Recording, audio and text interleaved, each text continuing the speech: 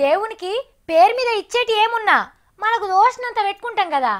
నాగుల చవితి నాడు పుట్టల పాల్వోసుడు, బొజ్జ గణేశన్నకు కొడుములు, పోషవ్వకు ఎల్లవ్వకు బోనాలు, గిట్లా ఎవరికి ఏది ఇష్టమో గవి చేసి పెడతాం కదా.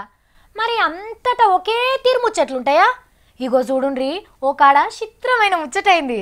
అబ్బబ్బబ్బబ్బబ్బా, మామిడికాయలు మస్తుగా పెట్టిండ్రు కదా, అన్ని ఒక్క తీరే ఉన్నట్టున్నాయి.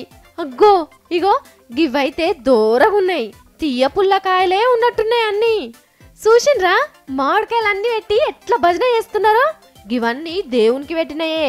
ఇగో గినే గుజరాత్ రాష్ట్రంలో ఉన్న శ్రీనాథునికి 1,15,000 మామిడికాయలు చదివిచ్చిండు.